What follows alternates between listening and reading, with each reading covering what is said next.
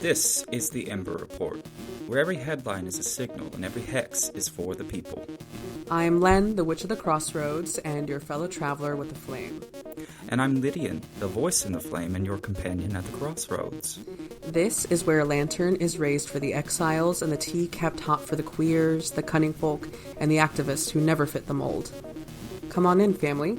The fire is lit. The Sabbath begins now.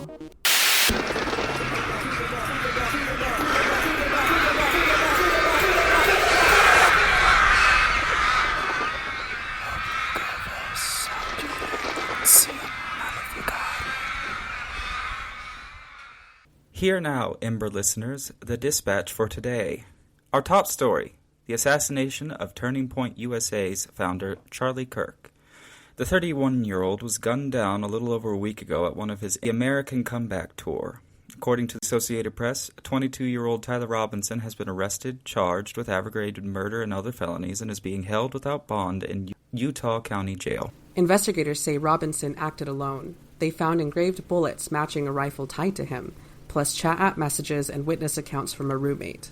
Governor Cox confirmed that Robinson had grown more political in the run-up to the shooting and even admitted responsibility to a family friend. And here's the kicker. Democracy Now! Reports that the leader of the fascists, herein known after as the Orange Asshat, the Pretender King, the Pretender Anything, the leader of the fascists announced the suspect was in custody. Furthermore, the Orange Asshat said in an address to the nation immediately following Kirk's death that he is directing his Department of Justice not just to come after Kirk's killers, but, and I quote, those who contribute to this atrocity and other political violence, including the organizations that fund it and support it, as well as those who go after our judges, law enforcement officers, and everyone else who brings order to our country. The reality is, this wasn't just about Kirk. It's part of a wider pattern, escalating political violence, the rise of fascism, and the collapse of civil discourse. And in the media storm, the narratives are already being spun faster than facts can settle. With Jesse Robinson of Fox News outright calling for war, along with Nazi Nick Fuentes being directly quoted as saying, "It's not a civil dispute among fellow countrymen, it's a war between diametrically opposed worldviews which cannot peacefully coexist with one another. One side will win and one side will lose." So here's our verdict. We don't mourn fascists. Charlie Kirk was a fucking fascist. He spent his platform and his life demonizing and demoralizing marginalized folks. What is in public record? Pro-Israel statements, denied some claims about Palestinian suffering, i.e. starving, blamed Hamas for civilian deaths, and pushed talking points that many view as dehumanizing. What is public record?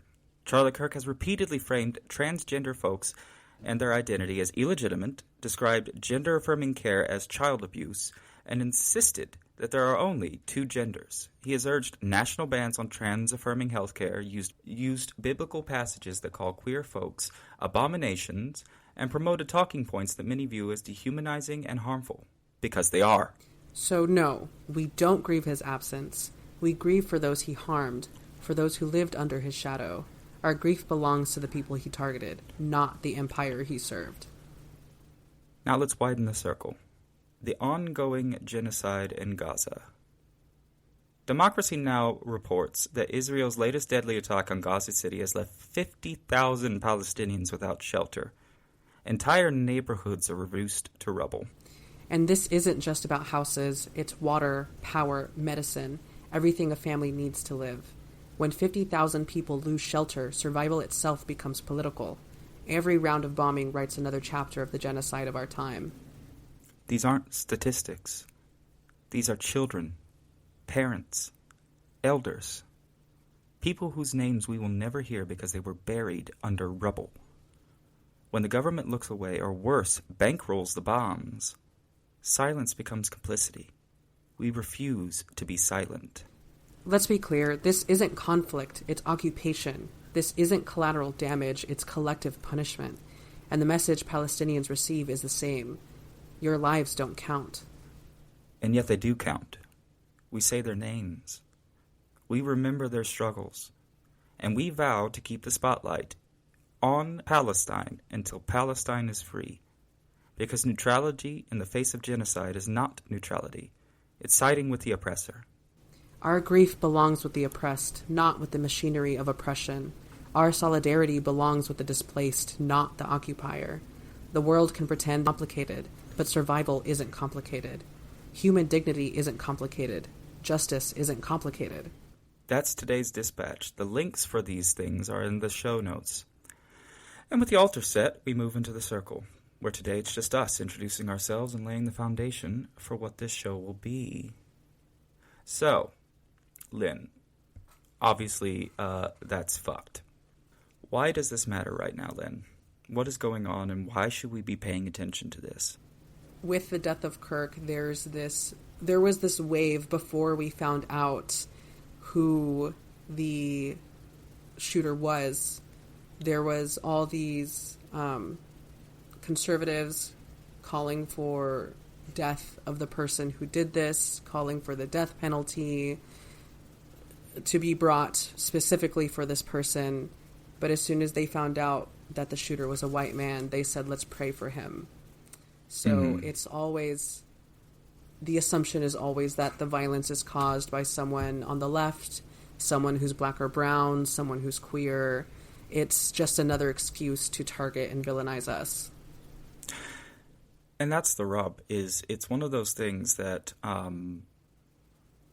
we know this is happening. We knew before they even announced who the shooter was, that the orange hat and his cojones all fucking were going to point the finger at the left.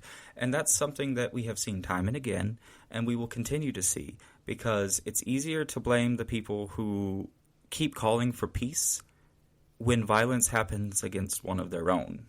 And I think it's one of those things that, like, don't get me wrong, fuck Charlie Kirk, and he deserved everything he got. It's still one of those things that it puts our community at risk. And we have to acknowledge that. I think anybody who is celebrating the death of Charlie Kirk has every right to celebrate the death of Charlie Kirk. Nobody gets to police anybody for how they feel about this motherfucking fascist getting what he got coming to him. However, it's also dumb to say that this does not put our community at risk. There will be retaliation. It is coming. There was a quote that I saw it on Instagram. I'm quoting someone. His Instagram account is Therapy Jeff. I don't know if you know who that is. I do not, but tell me what Mr. Therapy Jeff has to say. He made a post the day after Kirk died, saying that, it's normal to not have empathy for people that didn't show that much empathy when they were living. The quote is, it just means your compassion has limits, and those limits are often shaped by how much compassion someone showed in their lifetime, and that's okay.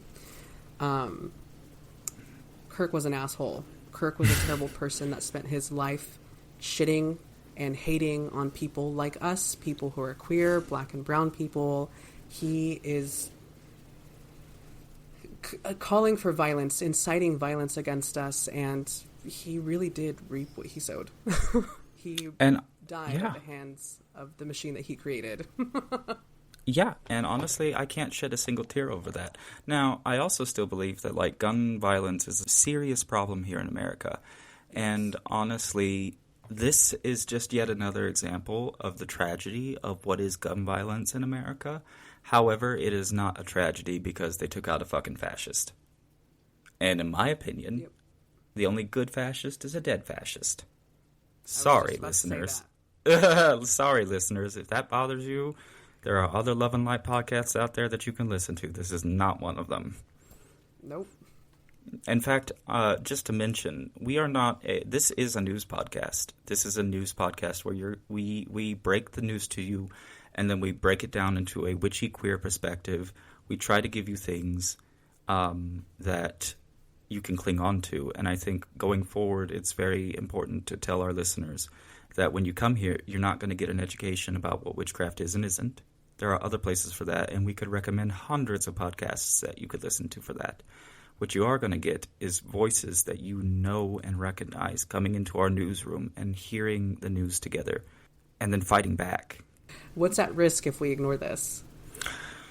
I think what's at risk if we ignore this is, ignorance is not bliss anymore, unfortunately. We live in a time where we don't have the luxury of pretending we don't know what's going on. It is too front and center in our brains and in our lives to just ignore it. So if we ignore this in particular, and what I mean by ignore it is just to pretend it doesn't happen. Like, I'm ignoring Charlie Kirk because I've ignored Charlie Kirk most of my life.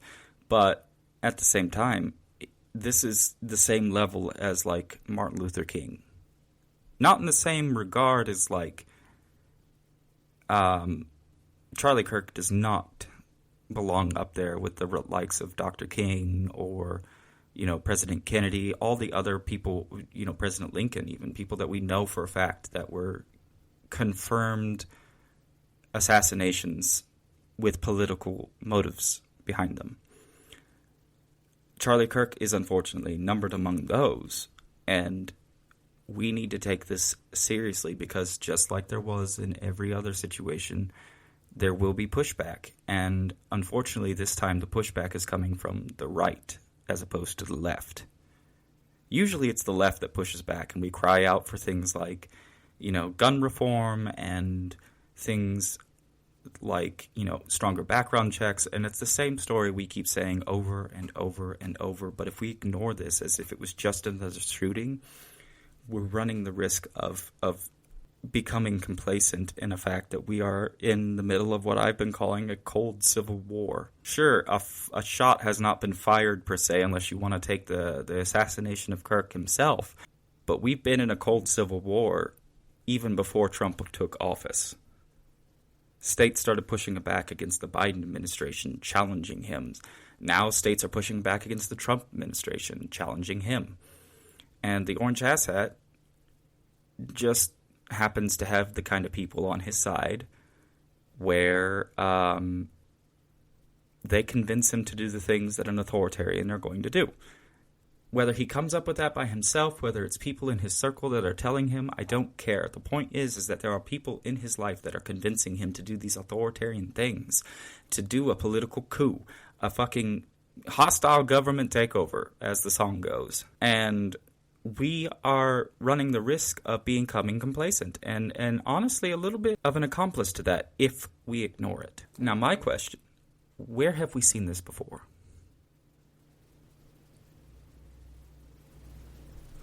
Honestly, I don't know. To be completely transparent, I have been very ignorant of things until the last few years. Mm-hmm. Until I actually started practicing, did I really start looking how it affected everything. That's when I learned more about politics to the point that I don't know enough to really answer that. So, Lydian, where have we seen this before? Okay, so obviously places like Germany, like the idea, it's almost so scary to see pre-World War II Germany under the rise of Hitler and then compare it to modern times and the rise of Trump. The only difference is Hitler was at least, I guess you could say he was smart, whereas Trump is dumb and continues to make dumb. The orange hat, he likes to show his cards before they're even dealt. He's like, I've got a full house of aces. And we're like, we know you do. Guess what? We can do this. But honestly, it's still coming to the point where he's getting absolute power in the same tone and structure that Adolf Hitler did. That's why I have been, not lovingly, but referring to him as the pretender Führer, because he wants to be a Führer. He wants to be the leader of the fucking right. And he is, by de facto. I truly believe that when he dies, nobody's going to be able to rise to take his place for several years. But he's not dying quick enough. I think they might continue using his face and his image even after he passes. With, I saw some along the lines of like conspiracy theorists about a live conference. I don't know, something he did where he was in public. Mm-hmm. But it was a live stream. It was a live stream video.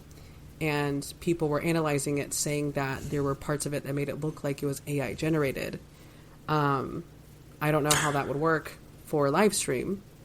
But I know exactly what you're talking about. Using his face and video, or face and voice, even after he passes. So they may lie.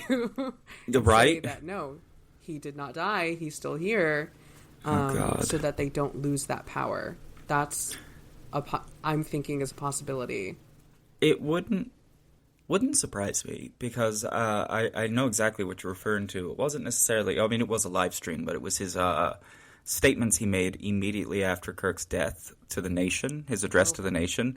And it was because he was very, like, his hands were very jerky, and he did this thing where it was like he lifted it up and then struck him down for some reason. And it was very weird to watch him do that, because, like, why? Why? What are you doing? Yeah. I mean, unless he had a stroke. I think he had a stroke, but that's just my personal opinion. I also think that looking at those pictures of him, he looks like he had a stroke. That man does not look well.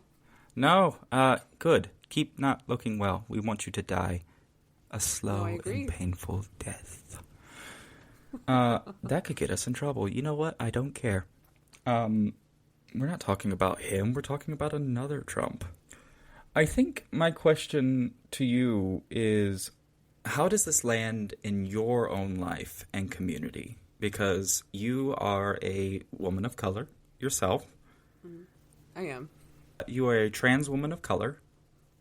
Uh-huh. You are the most targeted demographic we have, at least in the LGBTQIA plus spectrum. Trans women of color are like pinnacle for violence and violence against them. And when you think about like the effects of Charlie Kirk's death and what that kind of effect has on our community, what does that mean for our community, your community as a whole? What do you think about when you think about these ideas of like political violence happening and the retaliation that could come because of it? I think that, as always, it's important to be safe, to be smart, to have people to rely on, to have a community, people around you to depend on if things go bad for you. My biggest focus has probably been protection, while keep away stuff, for sure. Mm-hmm. For me and my family, friends of mine, that's really, I don't feel like there's much else that I can do besides making sure that me and the people that I care about are protected. And mm-hmm. Yeah, that's all I really have to say about that. I mean, honestly, it's just one of those things that, like, as queers and folks who are part of the demographic of marginalized folks that the right likes to come after, I think it's very important that we do, as a witch, okay, it's our job to protect the marginalized folks. That's why I don't understand folks that say that witchcraft and politics don't mesh. Like, witchcraft is political. It is literally the pinnacle of politics, because you are instructed by the goddess Diana in the Gospel of Aradia to use your witchcraft against your oppressors until the last of your oppressors is dead. Now, I get that not everybody likes Aradia. I get that not everybody's a fan of Leland, but the fucking sentiment is the same. Your job with your magic is to protect, guide, and heal your local community. You are the village wise woman, or wise man, or wise thembo, okay? In Appalachian folk magic, which is like something that I do, it's the grannies, you know, or the conjure doctors and things like that, you know, doc so-and-so or granny so-and-so. But those titles came with your growth in spirituality. You were a granny because you practiced granny medicine.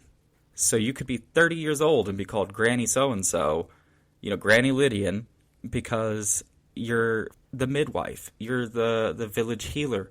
You're the person that people come to when they got a haint or a booger that's attached to them and they need to get rid of it. You're the person that these people come to when, you know, they have a lover that they need to bring back, or this, that, and the other. You are the community's resource for magic and or protection.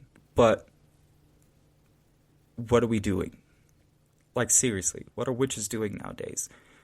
We're arguing about fucking which is the right and wrong way of doing witchcraft, even though there's 1,000,001 ways to skin a cat. We're still focusing on these things that don't matter as much. Now, that is not to 100% say that, like, things like white folks practicing traditions that shouldn't be theirs, you know, those things are clear and obvious gates that need to be kept. But why are we arguing over fucking...